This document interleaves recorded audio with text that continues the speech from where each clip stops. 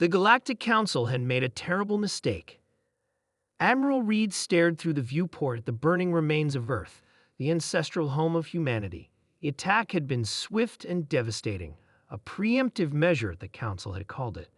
After centuries of monitoring human communications, they had grown increasingly alarmed by a particular human phrase that appeared throughout their transmissions, literature, and diplomatic exchanges.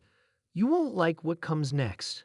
The Council, composed of the 12 most advanced species in the known galaxy, had interpreted this as an existential threat. The humans were planning something catastrophic, they reasoned. Better to strike first. Now, as Reeve looked at the smoldering blue marble that had once been home to billions, he felt nothing but a cold, hollow emptiness where his heart should be. The Council had congratulated themselves on their decisive action, on preventing whatever horrors humanity had been preparing.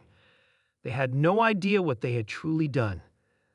"Admiral, we're receiving reports from the outer colonies," said Lieutenant Davis, her voice flat with exhaustion.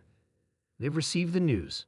Reed nodded silently. The outer colonies, Mars, Europa, Titan, the Kuiper Belt settlements, and the hundreds of exoplanet outposts where humanity had spread over the past 3 centuries, had all gone quiet simultaneously, not in surrender, not in grief. They were preparing. "They don't understand, do they?" Davis asked, looking at the alien delegation waiting in the conference room. "They think it's over." "They never bothered to learn," Reed replied. "They monitored our communications for centuries but never understood our nature." The alien delegation, tall, elegant beings with iridescent skin and multiple eyes that reflected the stars, had come to accept humanity's formal surrender. They believed the destruction of Earth had broken the will of the species, a tragic necessity, they called it, to preserve the peace of the galaxy. Reed entered the conference room, his face a mask of diplomatic calm. The lead delegate, who called himself Ambassador Toll, rose to greet him. "Admiral Reed, we regret the circumstances of our meeting. We hope now that the humans understand the commitment of the Council to galactic stability." Reed nodded. "Oh, we understand perfectly. In fact, I've been authorized to share something with you. The truth behind that phrase that frightened you so much." The delegate's multiple eyes blinked in sequence. "The threat?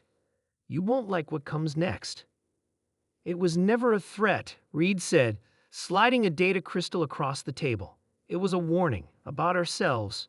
The crystal projected a series of human historical events, wars, disasters, setbacks of all kinds, followed by scenes of rebuilding, innovation, and advancement. "Humanity has always been defined by how we respond to catastrophe," Reed explained. "When we say you won't like what comes next, we're acknowledging our own nature. We become something different when pushed to the edge."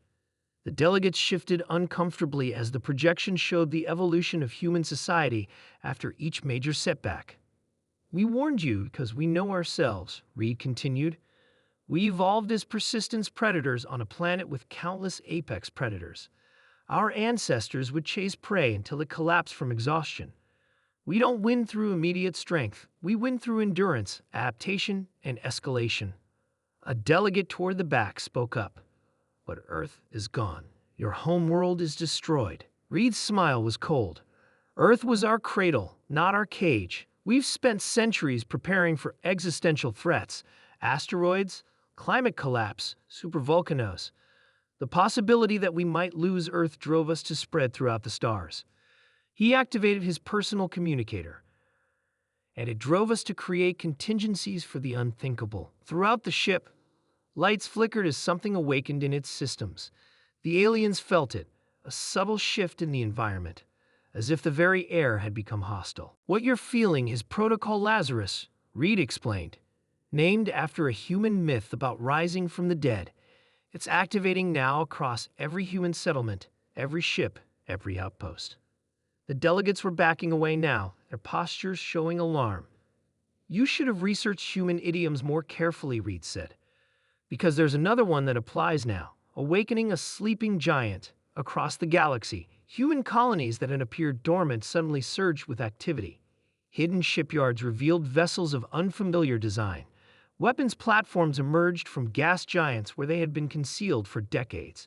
And at the edge of the solar system, Massive engines ignited on Pluto and its moon Charon, revealing them to be not planetary bodies, but disguised megastructures built over generations.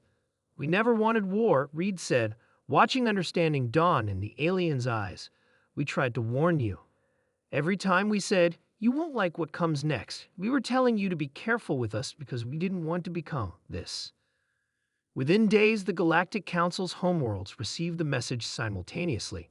A simple transmission showing Earth's destruction, followed by humanity's response, and the words that now carried a very different meaning, you won't like what comes next. The universe had indeed learned too late why humans kept saying those words.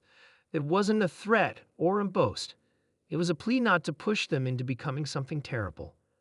As the human counteroffensive began, the Council realized their grave miscalculation. They had destroyed a world, but in doing so, they had created something far worse.